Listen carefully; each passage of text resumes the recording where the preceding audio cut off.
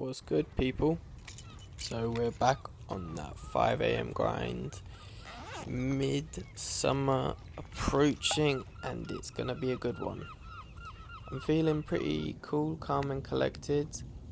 Just dealing with some stress at home, so I've had to move the training sessions to the morning. So that means we gotta get these videos back. It's lonely out there in the mornings. It's just me and some pigeons most days. Now, I want to come in and say first and foremost, do your hurdle drills. Oh my word, my hips, never been the same. I love it. I've actually got the goal of doing the forward pancake straddle at some point this year, so I'm practicing. And I've got to do my hips, and as course, your hips are attached to your core, so you've got to do your core. These drills. My low CNS day. Now this is just my walkthrough on my low CNS day. We got to do drills. It's sprinting, but low impact and low CNS. High coordination, low force output. It's just a great movement. And we just practice the forms. Now, of course, extensive tempos are done on low CNS days, which means backing out the ambitions finally again. They're a very comfortable shoe, and I have literally just got a pair of the SP3 Strung. Finally, I've been waiting for them to come on sale because 170 quid is not an appropriate price for this day and age. We're all in the poverty regions, so yeah, I snagged myself an SPS 3 and it was good. Here we are starting rep 1 of the session. So we've got 2 sets of 300, 2 sets of 250 and 2 sets of 200. 2 reps was not a shabby way to start it. We're looking at around about 14-second pace per 100. So this was all about rhythm. It was just feeling some rhythm. I will say this for certain. Tempo days for me, it's all about trying to establish a decent rhythm and trying to get a nice bit of arm action going on. Some reason lately, balance it's not like I'm falling all over the place, but I'm a little bit side to side sometimes. When I'm tired, my arms just lack balancing what my legs are doing, so I'm thrown off and I go a bit side to side. Any of my previous races, you'll see it in the final straight. My calves are popping lately. See, this is something. I've been starting to eat a lot better than I used to. And now my calves are growing. I'm feeding them. But yeah, finish the session off nicely. I love extensive tempo. And of course, what's an extensive tempo without some gym stuff to go alongside it? So we're doing some Cossak squats in Landmine, and we're following it up with some isometric complexes. But of course we're going to get into this Cossak. Alright, these handles, that V-bar handle, lifesaver. Being able to hold on to that bar in a landmine position without those handles, lock off.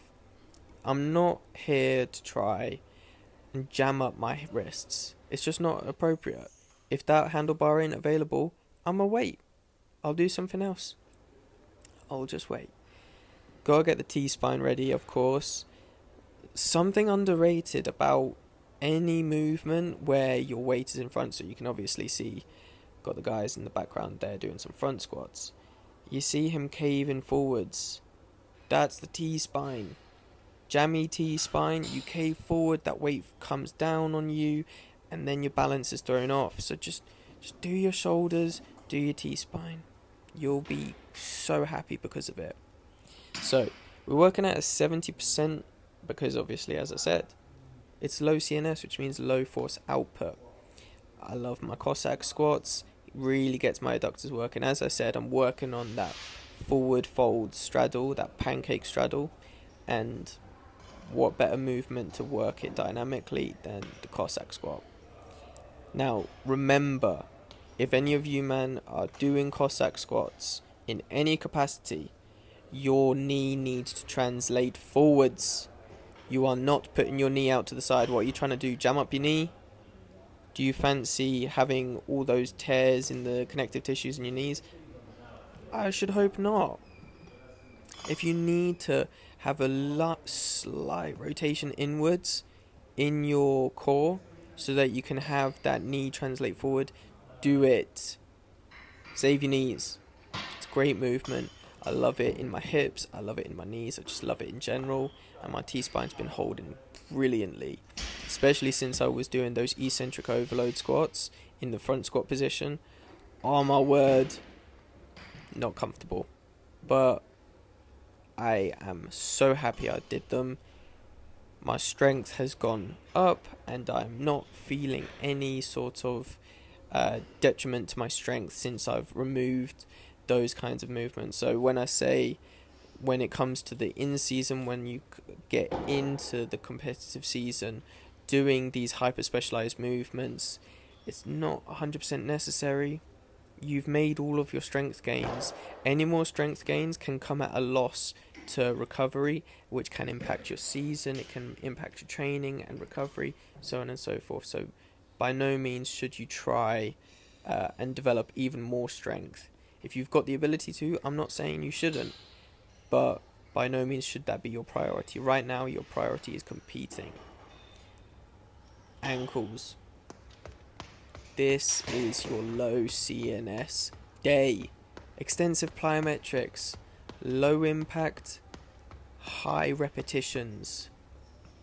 So I did the single leg alternating to begin with, and then we finish it off with forward facing bilateral. I also did rearward, but the bands flipped back, so the video kind of went a bit dodgy, but you know how it can be. And then we finish it off with a deep lunge position. We're floating our heels, so we're still working those ankles. Again, low force output, and this is a global movement, this is a whole body movement, so we're not too worried about it. Also, started kaiju number 8. I feel like I made a good decision to start it today because it has a really nice story to it. I really like it. So we did 25 seconds here, and then we followed it up with a 5-second oscillation.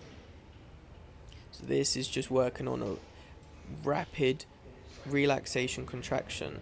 So I fatigued the muscle in a 25-second isometric, yielding, and then I popped in that oscillation. And then what is a low CNS day without an upper body compound? Incline press is usually the only thing I ever do, just because I don't really care enough. And as I said, I'm trying to get some upper body power going, and we superset that with some hamstring catches just to keep everything ticked up. Since my hamstrings blew up years ago, these kinds of movements are just to give me some confidence. There's such, the anxiety of blowing them up again, different. But since popping these in and giving myself the confidence to say that my hamstrings are very much capable of doing it, I've been able to feel myself get further in it. So I am trying to pull myself in and get some more speed going. But obviously, I'm watching the TV whilst I do this because it's such a low effort movement. I love low load CNS days. Just, they itch something in your brain. I don't know about you, but that's what it happens. And that's it. We're done. Cheers for watching. I'm out.